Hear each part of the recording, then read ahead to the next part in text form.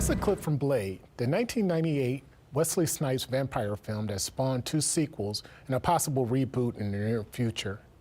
It will be one of the major films shown during Milwaukee Film's Black History Month celebration. Joining us is Ty Williams, a programmer for Milwaukee Film's Black Lens Strands, to tell us about the variety of films that will be coming our way starting February 7th.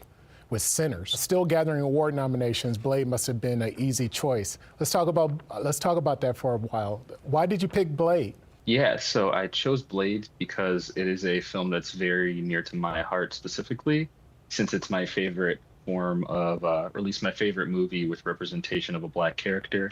I think that Blade is a character that a lot of people today kind of only envision as Wesley Snipes. And I think that that's very important for fiction and Black people, because a lot of times in fiction, we do not see ourselves represented. And Afrofuturism is all about imagining ourselves in futures. So I wanted to showcase Blade as a movie that does that. And people may not think it does, but for a lot of folks, we have a very heavy resonance with this movie because it was the template for a lot of superhero movies and is one of the main ways that you could see a Black man in a superhero film doing action stuff on screen, at least for the time that it came out. Yeah, Blade is one of my favorite films too, and I don't think a lot of people realize how much it inspired all these other Marvel action films that we see today.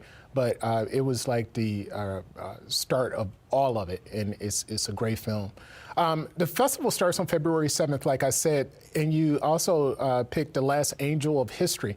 What is that film about? Yeah, so The Last Angel of History is a documentary by John Akenfraw, and it essentially just sort of details what the Afrofuturist movement is and how it came to be, giving examples as well, such as the music of Detroit techno could be labeled as Afrofuturist, and they sort of get into the roots of Detroit techno and why it would have that label.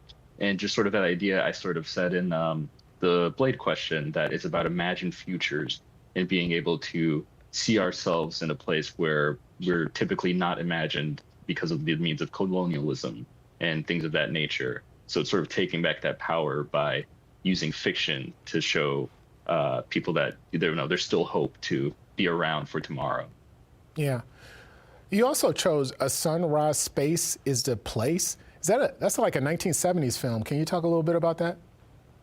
Yeah, so I would say it's the weirdest film on this list. It's just a Sun Ra vehicle where the plot is that he is a traveling, spaceman from Oakland with his band, and he's trying to stop the explosion of the world by using his music to defeat the evil overlord that is controlling the world.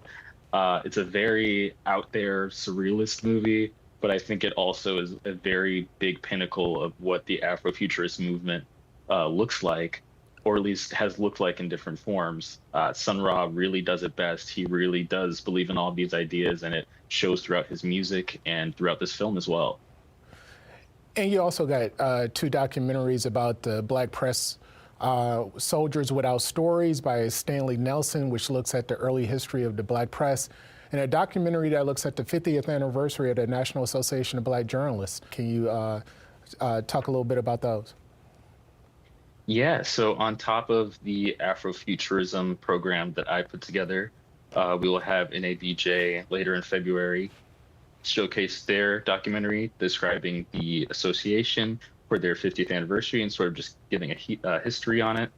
And Carved in Stone is also doing their film, which is also about journalism, and two separate events, but sort of bridging the gap between Afrofuturism and journalism by showing the power of Black media in a fictional context, as well as the power of Black media in reality, and how we can use journalism to further shape change in our world and provide good. So I wanted to have two different angles, and I'm just really glad that it worked out so that we could both showcase Carved in Stone as well as NABJ and get some good movies like Blade in there as well.